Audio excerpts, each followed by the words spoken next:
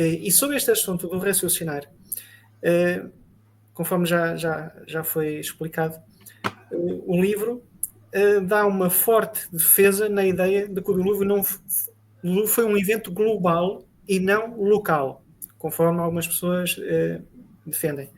Qual foi a evidência que considera mais impactante neste sentido, de que o dilúvio foi global e não local? Como cristão e criacionista bíblico, o primeiro lugar, o postulado básico é o texto bíblico. Ele é a palavra de Deus e Deus não mente. Se ele disse que foi global, né, tem que se aceitar esse fato. Goste ou não. Né? Tem gente que não gosta, mas é fato isso. Ou você rejeita o texto bíblico e rejeita o que Deus disse, né? Ou você aceita o que ele disse e aceita as consequências dessas declarações. Né? Isso é o primeiro ponto. Né? Então não é possível você, como dissemos inicialmente, rejeitar os 11 primeiros capítulos do Gênesis e o resto está tudo certo. Não, não pode. Né? Ou aceita tudo ou não aceita. Em segundo lugar, o dilúvio, a declaração que o dilúvio foi um evento de extinção em massa, em escala planetária. Então, as evidências ou provas que tratamos nas ciências históricas estariam, entre outras, entre aquelas 30 disciplinas acadêmicas, na paleontologia, por exemplo. Nós teríamos que encontrar extinção em massa em escala planetária. Tá? A prova da extinção em massa são os fósseis. Esse é uma das grandes evidências. Né? Em terceiro lugar, é bom a gente lembrar que o texto bíblico, não obstante ser muito sucinto, apesar de dar 3 capítulos para o dilúvio, que é uma coisa bastante ampla, né? Ele é mais sucinto em muitas coisas, né? O texto diz que romperam-se as fontes do grande abismo, que são as fontes oceânicas, o abismo são os oceanos, né? O que implica na ruptura da crosta planetária, né? O que é basicamente um evento geológico, ocasionado por uma causa externa. Você não rompe a crosta terrestre assim, tem que ter uma coisa de fora que faça isso. Você não quebra 40 quilômetros de rocha firme assim. É uma coisa, um volume de energia inimaginável, né? Então, as evidências ou provas estariam também na geologia. Tá? A ruptura das fontes do abismo, o que a gente observa? A crosta terrestre está dividida em placas e derrames de basalto e vulcanismo. São todas uma consequência uma da outra. Eu fui aprendendo isso ao longo do tempo. Então, realmente existiu uma ruptura, porque a Terra originalmente era um mundo aquático, né? Lá no Gênesis 1:1. As águas, o Espírito de Deus pairava sobre as águas, a Terra estava numa escuridão, né? E tinha um mundo já ali pronto, né? Um mundo aquático com água líquida. Isso implica uma série de outras coisas. Por exemplo, implica numa fonte de calor a uma distância adequada. Porque senão a água seria gelada, não seria um gelo, né? Não seria líquida. E também o texto declara que existia uma única e grande porção seca, um grande continente, que na Bíblia ela chamava de Éden, que vem lá do acadiano, Ednu, planície, pradaria, campina. Então não existiam montanhas como a gente tem hoje no mundo, era uma coisa diferente. Talvez existisse um relevo mais elevado da costa em relação ao centro do continente, mas não existiam essas montanhas que a gente tem hoje. Tá? Então a geografia atual do planeta é uma consequência direta do dilúvio. Tá? Então isso você depende tudo do texto bíblico. Tem outras informações ali, que não é o caso agora, mas tem outras informações que você vai estudando no próprio texto, e daí você vai para ciências adequadas para ver as evidências. O que a gente descobriu quando você vai para a paleontologia? A ciência paleontológica e biológica aceita pelo menos 5 eventos de extinção em massa em escala planetária. 5. Acho que nós estamos fazendo o 6º agora. Tá?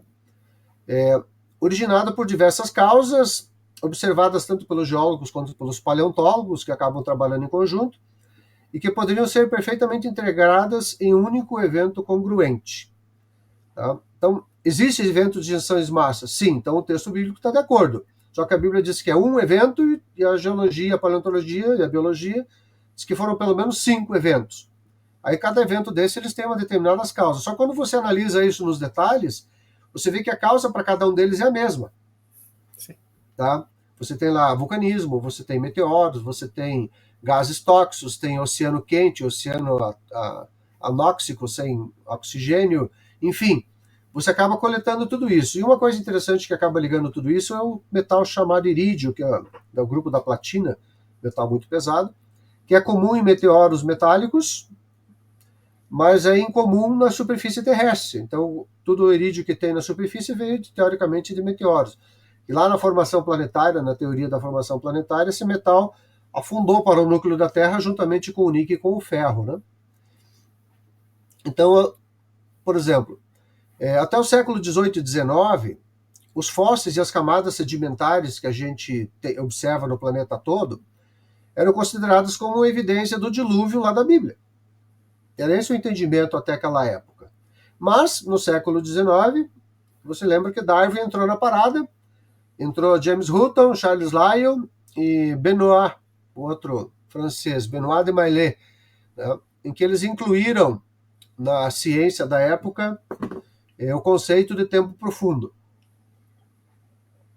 Benoit de Maillet, lá em 1748, disse que a Terra teria uns 2 bilhões de anos.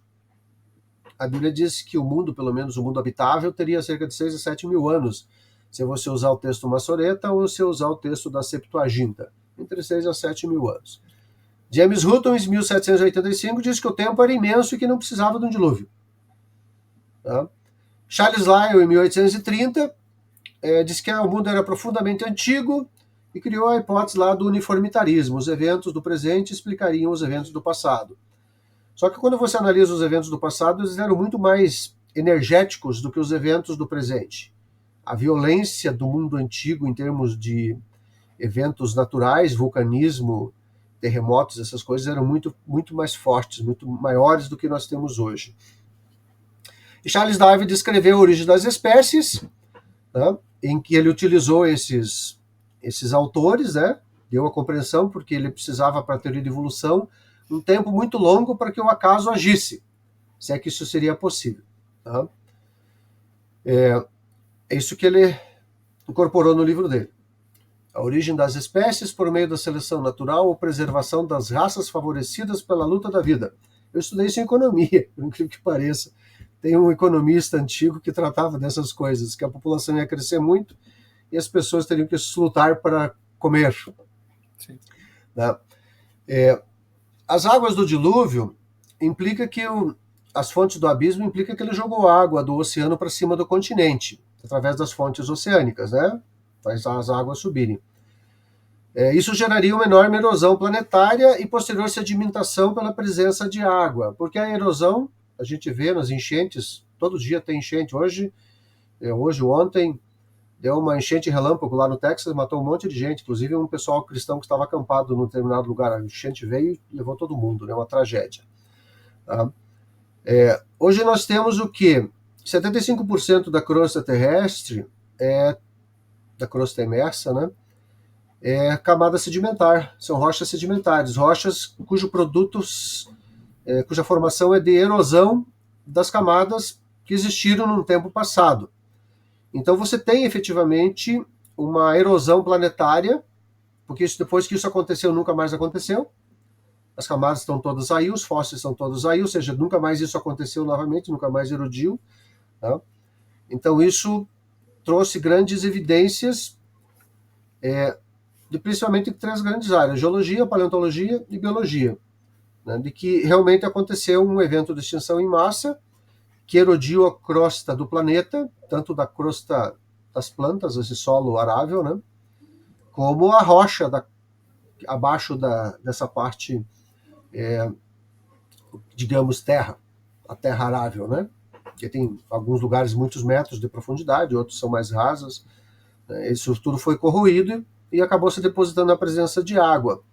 Porque as pessoas não se dão conta que rocha sedimentar foi formada por água, lama, água escorrendo. É possível formar rocha sedimentar em deserto? É possível, mas muito, muito raro.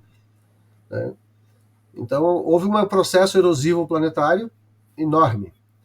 Isso matou os peixes, enterrou na lama, fossilizou, enfim, aí a gente tem essa visão. Então tem uma cosmovisão em conflito, uma cosmovisão que diz que a vida na Terra existe há pelo menos 570 milhões de anos, ou 540 milhões de anos, dependendo do autor que você consulta, né? E as camadas sedimentares se formaram ao longo desse mesmo tempo e as extinções aconteceram também ao longo desse mesmo tempo. No caso do dilúvio, nós temos uma compreensão de que isso aconteceu num evento só. E dá para demonstrar isso, por incrível que pareça, através da geologia. Tá? Certo. Isso é... eu posso estar errado neste raciocínio, mas esse assunto eu também, por acaso, já uma vez me intrigou sobre rocha sedimentar em desertos. Por exemplo, o deserto do Saara, há milhares de anos, não era deserto. Era uma área cultivável. Portanto, não surpreende, porque o planeta de hoje não era o que existiu no passado. Portanto, há coisas não. que... Mudou totalmente. Exatamente, sim.